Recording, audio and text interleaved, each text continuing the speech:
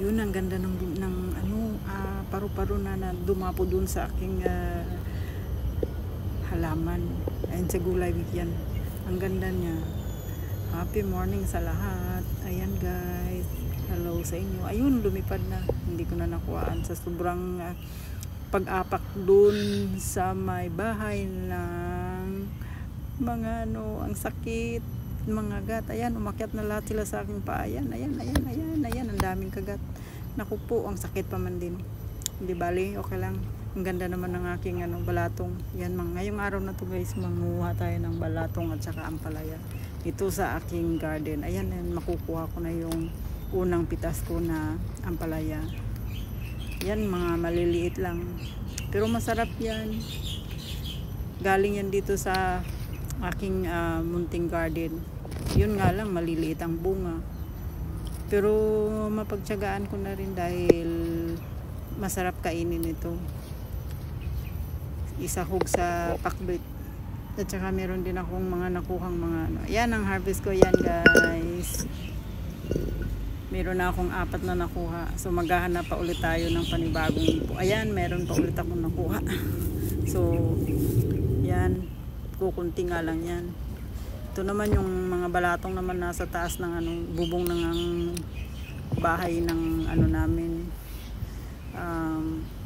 bodega. Kaya yan, inakyat ko na muna to para makukuha ako ng mga bunga na nasa taas. Kasi nakatago sila dun sa likod ng mayabong na dahon. Ayun.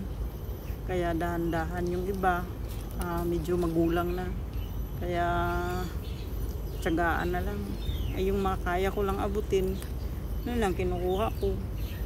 Kaso lang minsan pagka isang araw hindi ako makapang-harvest, yun, dumadami yung mga may yellow na. Lalo na pag umulan, ang bilis maging mahinog. Kaya yung ginagawa ko, tinatanggalan ko na lang ng balat, yung buto na lang yung ilalagay ko dun sa aking gulay. Kaya nakakatuwa yung sa umaga pagka pumupunta ako dito sa garden. Ayan, dami kong makukuha. Ito na, ayan, isahog na natin yan dyan kasama dun sa aking ampalaya.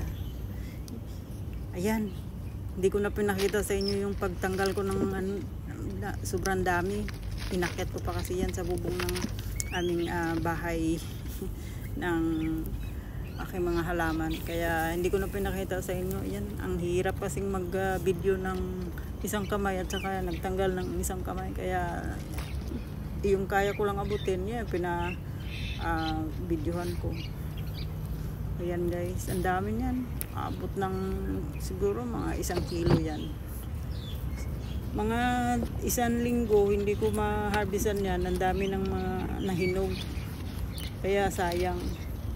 Yun nga lang, magtatanggal ako ng balat.